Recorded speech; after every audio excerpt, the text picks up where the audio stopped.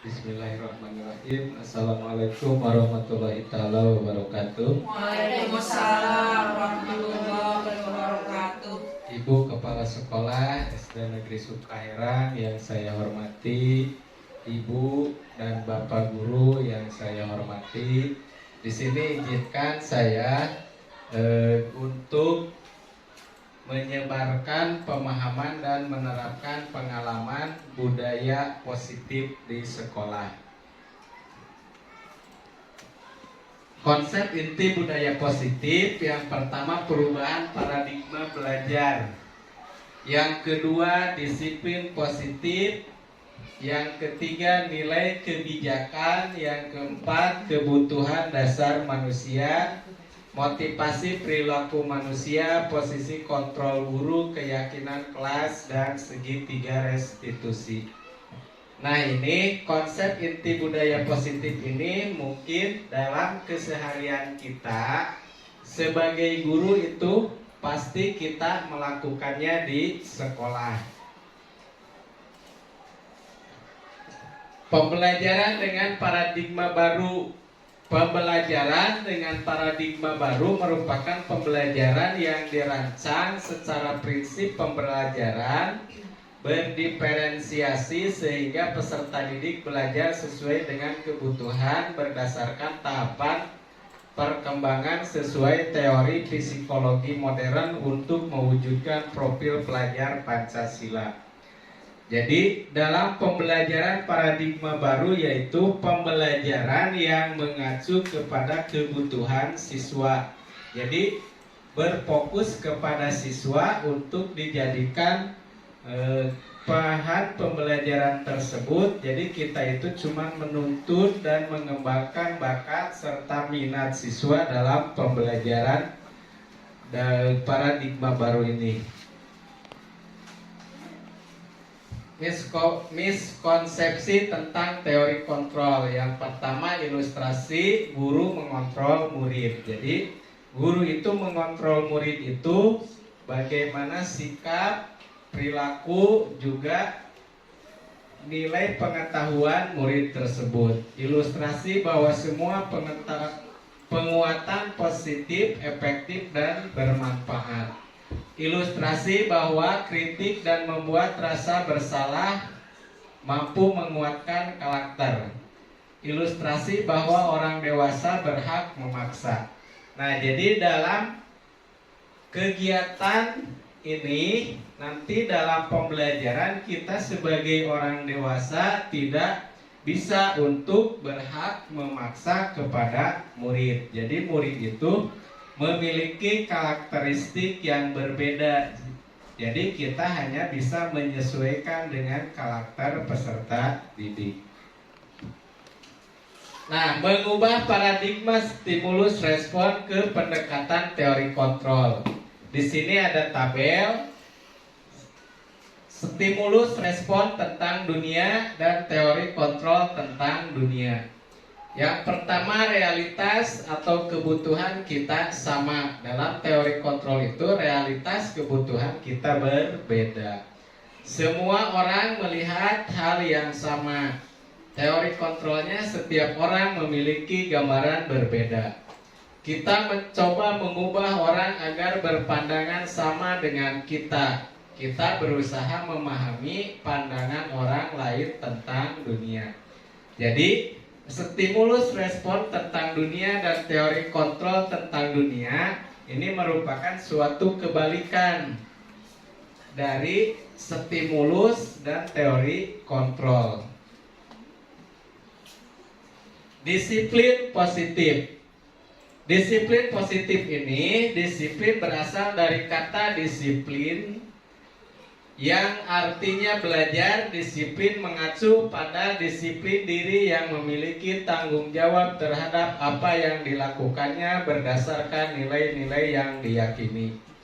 Nah, jadi arti disiplin itu memiliki rasa tanggung jawab terhadap apa yang dilakukan oleh kita. Disiplin positif merupakan suatu cara penerapan disiplin yang bertujuan untuk menumbuhkan kesadaran serta memberdayakan peserta didik tanpa imbalan, penghargaan atau reward saman atau hukuman. Sebagai pendidik, tujuan kita adalah menciptakan peserta didik yang memiliki disiplin diri sehingga mereka berperilaku mengacu kepada nilai-nilai kebajikan universal dan memiliki motivasi intrinsik dalam perubahan perilaku ke arah yang lebih baik. Nah, di sini nilai-nilai kebijakan, kebajikan, nilai yang disepakati bersama lepas dari suku bangsa, agama, suku bangsa maupun latar belakang dari peserta didik itu berbeda-beda. Contoh nilai kebajikan institusi atau organisasi. Di sini yang pertama profil pelajar Pancasila, yaitu beriman dan bertakwa terhadap Tuhan Yang Maha Esa, berkebinekaan global, gotong royong, mandiri, kreatif, dan bernalar kritis. Terus yang kedua, IBO Primary program toleransi, rasa hormat, integritas, mandiri, menghargai, antusias, empati, keingintahuan, kreativitas, kerjasama, percaya diri, dan komitmen. Keterampilan hidup atau life skill dapat dipercaya, lurus hati, pendengar yang aktif, tidak merendahkan orang lain, dan memberikan yang terbaik bagi dirinya. Kebutuhan dasar manusia. Kebutuhan dasar manusia adalah segala sesuatu yang kita lakukan untuk mendapatkan apa yang kita inginkan. Seluruh tindakan yang kita lakukan memiliki tujuan tertentu dan semua usaha terbaik yang kita lakukan adalah dalam rangka agar kebutuhan dasar kita terpenuhi dengan baik. Nah, di sini ada 5 kebutuhan dasar manusia. Yang pertama, bertahan hidup. Jadi setiap orang memiliki kebutuhan untuk bertahan hidup, yaitu contohnya kita butuh makan, pakaian, tempat tinggal, dan keamanan serta kesehatan diri kita. Itu merupakan bertahan hidup. Yang kedua, kebutuhan kita yang kedua yaitu kasih sayang dan rasa diterima. Kasih sayang dan rasa diterima di sini, rasa diterima, dipedulikan, berbagi, kerjasama, menjadi bagian dalam kelompok. Jadi dalam rasa kasih sayang dan ingin diterima itu, kita itu harus bekerja sama dengan baik dari berbagai pihak, memiliki rasa ingin dipedulikan, rasa ingin diterima, dan juga menjadi bagian dalam kelompok. Menjadi bagian dalam kelompok itu kita harus aktif dalam sebuah kelompok tersebut. Terus kebutuhan dasar yang ketiga yaitu penguasaan, yaitu harga diri. Tentu kita sebagai manusia memiliki harga diri. Keinginan untuk dianggap. Keinginan untuk dianggap itu misalnya kita memiliki suatu pendapat atau misalnya keyakinan lain agar kita bisa direspon oleh orang lain. Memimpin, berprestasi, diakui, juga didengar. Terus kita juga memiliki kebutuhan kebebasan, yaitu mandiri, memiliki pilihan, mencoba hal baru, mampu mengendalikan arah dirinya. Jadi mampu mengarahkan arah dirinya itu, jadi kita itu tidak hanya menyesuaikan hawa nafsu kita. Jadi kita itu harus ada kendali, harus ada remnya. Kesenangan kita juga butuh hiburan, butuh humor, antusias. Juga kita perlu untuk tertawa. Itu hiburan sebagai kebutuhan kita. Motivasi perilaku manusia. Yang pertama motivasi ekstrinsik, yaitu untuk menghindari ketidaknyamanan atau hukuman. Jadi apabila kita berbuat salah, pasti tentu kita akan juga mendapatkan sanksi atau rasa tidak nyaman. Itu termasuk ke dalam motivasi ekstrinsik.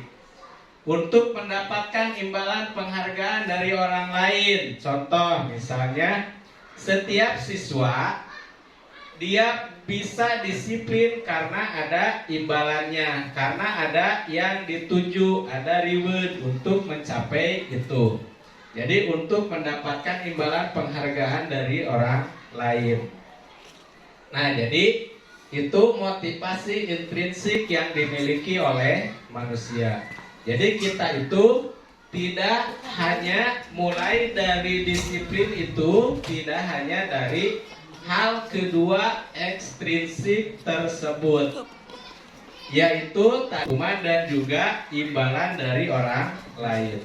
Tapi kita perlu untuk memotivasi perilaku kita itu motivasi intrinsik, yaitu perilaku yang mulai dari kesadaran diri sendiri.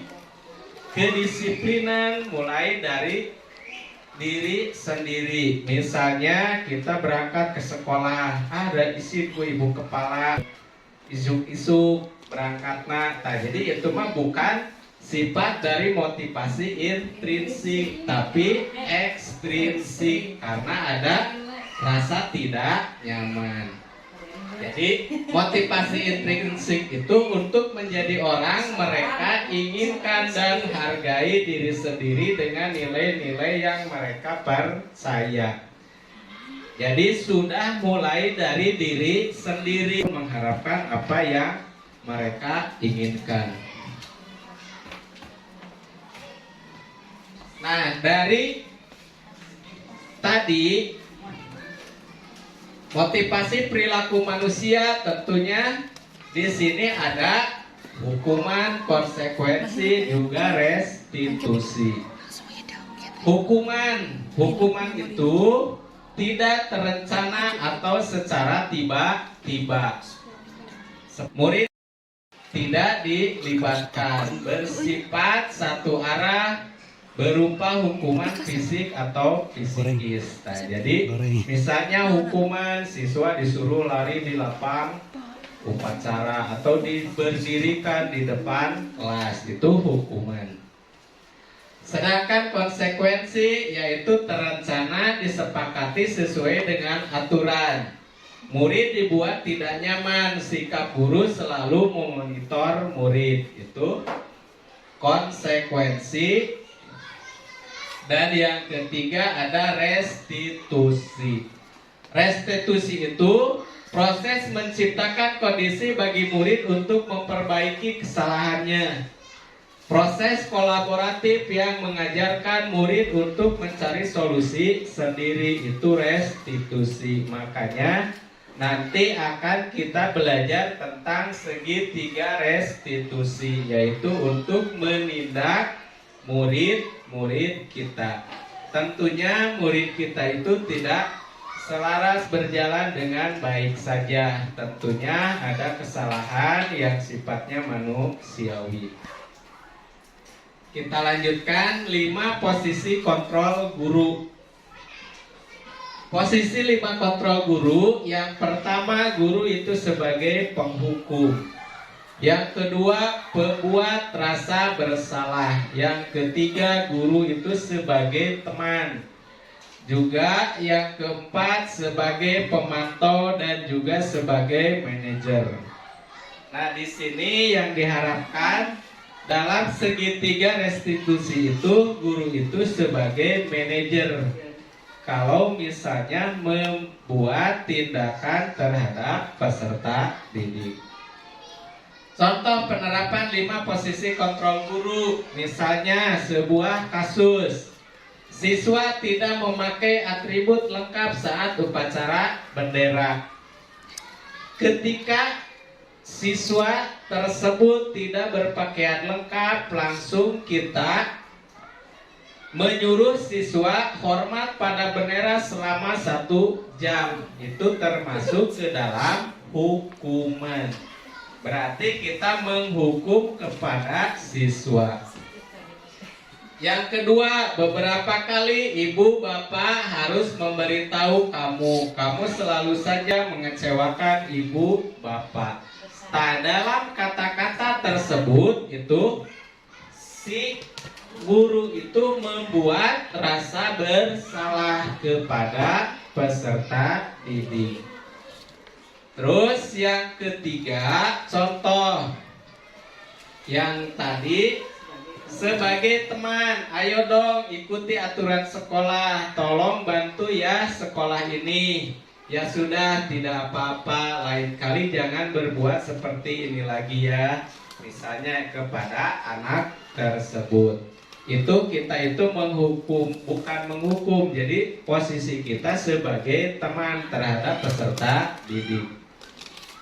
Sebagai pemantau, beberapa kali ibu bapak harus memberitahu kamu selalu saja mengecewakan ibu bapak. Misalnya itu sebagai pemantau.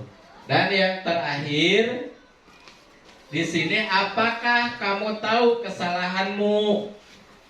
Jadi menanyakan dulu kepada peserta didik, kepada siswa. Kira-kira bagaimana memperbaiki kesalahan itu? Itu posisi guru sebagai manajer, yaitu menganalisis dulu kesalahan dan membuat solusi untuk memperbaiki diri siswa. Lanjut, posisi kontrol. Apakah saya kecewa sekali dengan kamu? Sebagai posisi kontrol apa kalau misalnya kata-katanya seperti itu?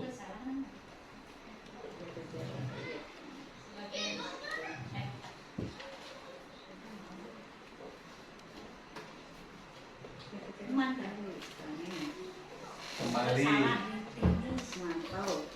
Berapa kali Bapak harus memberitahu kamu rasa bersalah? Sebagai teman, ayo dong. Sebagai pemantau beberapa kali.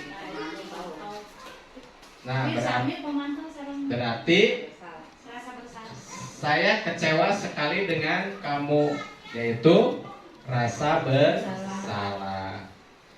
Terus misalnya posisi kontrol, apakah kamu tidak pernah benar melakukannya?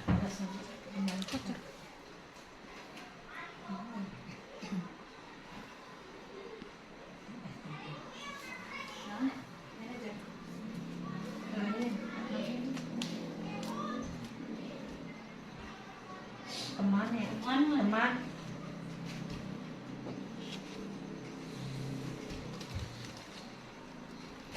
Sebagai teman, ayo lakukan demi bapak ibu ya. Nah, itu sebagai teman. Nah, itu contoh kata untuk menindak murid. Nah, selanjutnya kita lanjut ke keyakinan kelas. Mengapa keyakinan kelas bukan peraturan kelas? Karena tadi juga keyakinan kelas yang kita buat itu secara bersama-sama dibuat oleh guru dan siswa, hasil kesepakatan antara guru dan siswa. Kalau peraturan itu bisa dibuat oleh guru saja. Keyakinan kelas juga kata-katanya sangat pendek, mudah dihafal, mudah dimengerti. Nah, jadi pembentukan keyakinan kelas yang pertama bersifat abstrak. Yang kedua berupa pernyataan universal, dibuat dalam pernyataan positif.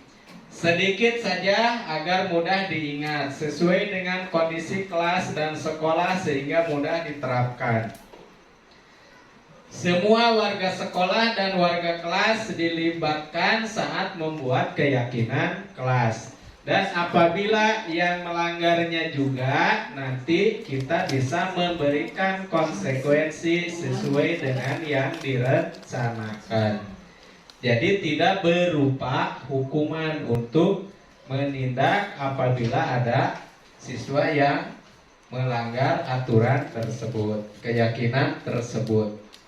Terus segitiga restitusi, yaitu suatu proses dialog yang dijalankan oleh guru agar dapat menghasilkan murid yang mandiri dan bertanggung jawab.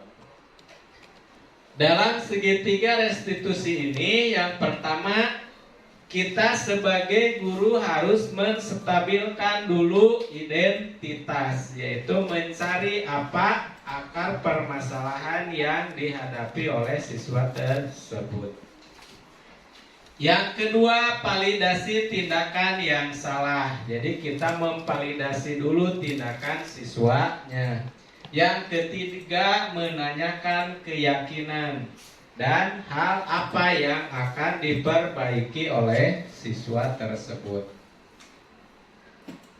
Menstabilkan identitas berdasarkan prinsip membuat kesalahan adalah bagian dari proses pembelajaran. Jadi tentu semua siswa pasti akan membuat bersalah, yaitu sebagai proses pembelajaran. Yang pertama, berbuat salah itu wajar. Kata-kata untuk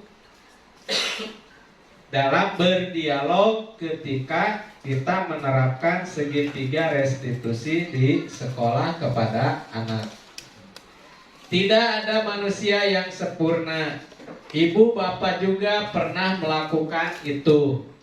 Jadi itu menstabilkan identitas. Ibu bapak tidak mau mencari siapa yang salah, tapi ibu bapak ingin mencari solusi dari permasalahan ini. Kamu berhak merasa begitu.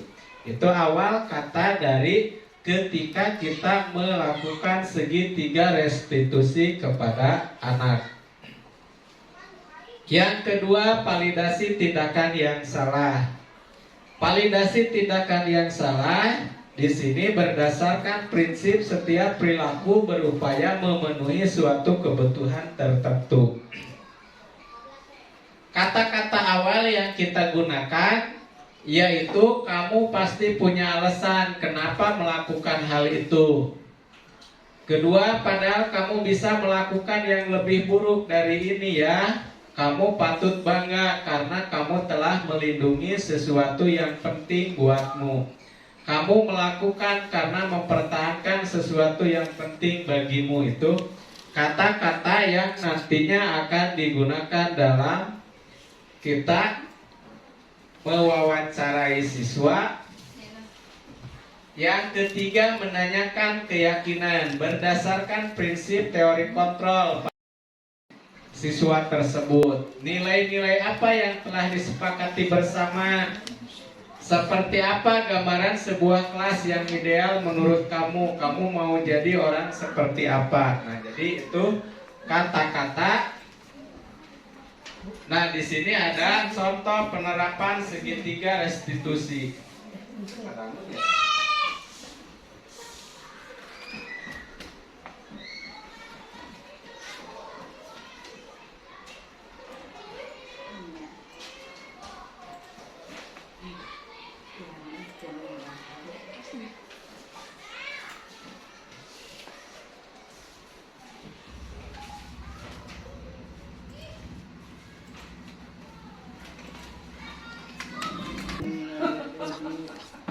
Nah, ini contoh penerapan segitiga restitusi yang dilakukan oleh saya kepada siswa kelas 6. Jadi di sini Adis itu marah kepada salah seorang anak laki-laki, yang mana anak laki-laki tersebut mencontek hasil dari pekerjaan ulangannya Adis.